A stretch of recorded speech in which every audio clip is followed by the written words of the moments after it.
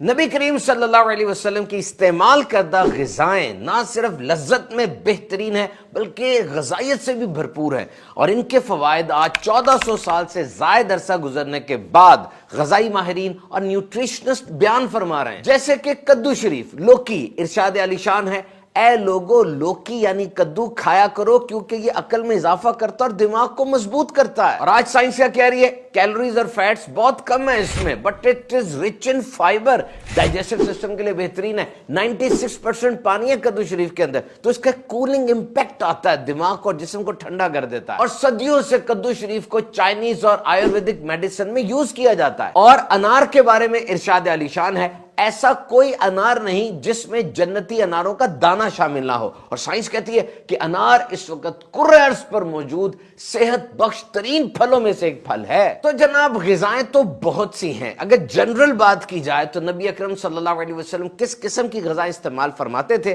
زاد المعاد کے اندر ہے کہ ان میں 3 پراپرٹیز ہوتی تھی۔ نمبر 1، قواعد جسمانی کے لیے مفید ہوں، یعنی good for each and every organ of body, energy releasing, وہ غذائیں جو انسان کے ہر عضو کے لیے مفید ہوں، پاورفل غذائیں ہوں۔ نمبر 2، معدے کے لیے خفیف اور نرم ہوں، یعنی سافٹ ہوں۔ نمبر 3، جلد ہضم ہونے والی غذائیں یعنی ڈائجسٹیبل۔ تو یوز ہول گرین فوڈ، خالص اور آرگینک چیزیں کھائیے، وہ جسے ریفائنڈ کہتے ہیں، جس میں سے بہت کچھ نکال لیتے ہیں، وہ نہیں۔ نبی اکرم صلی اللہ علیہ وسلم گندم کے بغیر چھنے آٹے کی روٹی استعمال فرماتے، زیتون، کھجور، پیلو کا پھل، تربوز اور شہد، ان غذاؤں کو بھی نبی اکرم صلی اللہ علیہ وسلم نے نوازا ہے اور انہیں استعمال فرمایا ہے۔ اور آج ان غذاؤں کی نیوٹریشنل پروفائل پڑھ کے دیکھ لیجئے، جدید تحقیق کے مطابق یہ انرجی کا پاور ہاؤس ہے۔ اور پھر ڈیری پروڈکٹس کو اپنی غذا کا لازمی حصہ بنائے۔ دہی تو بہت امپورٹنٹ ہے جناب،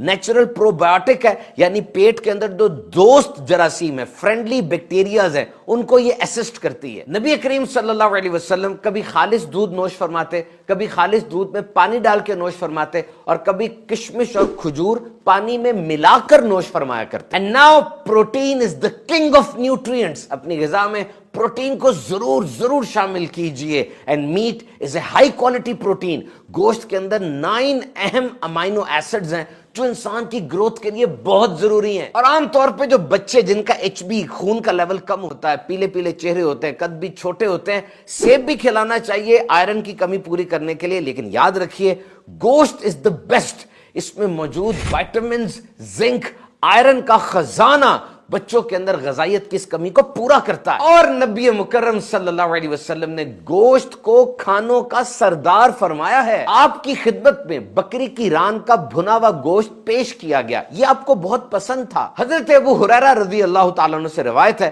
ہم حضور اکرم صلی اللہ علیہ وسلم کی خدمت میں حاضر تھے، آپ کی بارگاہ میں بکری کی ران کا بھنا ہوا گوشت پیش کیا گیا، یہ آپ کو بہت پسند تھا، تو آپ اس میں سے توڑ کر تناول فرمانے لگے۔ نبی کریم صلی اللہ علیہ وسلم کو تازہ پھلوں میں خربوزہ اور انگور زیادہ پسند تھے، اور کلیولینڈ کلینک والے انگوروں کے 10 بہترین فوائد گنواتے ہیں جناب، کہتے ہیں یہ قوت مدافعت کو بڑھاتا ہے، کینسر کے خلاف ممد و معاون ہے، کولیسٹرول کو کم کرتا ہے، ہڈیوں کی صحت، دماغ کی صحت کے لیے ایک زبردست پھل ہے۔ اور پھر کھانے کا جو انداز، سٹائل اور آداب نبی اکرم صلی اللہ علیہ وسلم نے بیان فرمایا، they are amazing۔ ارشاد فرمایا تم ٹیک لگا کر کھانا مت کھاؤ، تو ٹیک لگا کر کھانا، لیٹ کر کھانا یہ نہیں چاہیے۔ آج سائنس سے ثابت کرتی ہے اس طرح کھانا دوبارہ کھانے کی نالی میں، اسوفیگس میں آتا ہے، ایسڈ ریفلکس بھی ہوتا ہے، گندا تیزابیت والا پانی اوپر آتا ہے اور نقصان ہوتا ہے۔ مزید ارشاد عالی شان ہے، گرم کھانا ٹھنڈا کر لیا کرو کیونکہ گرم کھانے میں برکت نہیں ہے۔ اور آج 59 ریسرچرز کا نچوڑ ہے کہ زیادہ گرم کھانے والوں میں منہ کا، گلے کا کینسر تک ہو سکتا ہے۔ کھانا کس طرح بیٹھ کر کھانا ہے، نشست ویسی رکھیں جیسی نبی پاک صلی اللہ علیہ وسلم نے تربیت فرمائی ہے، اور کھانا پیٹ بھر کے نہیں کھانا۔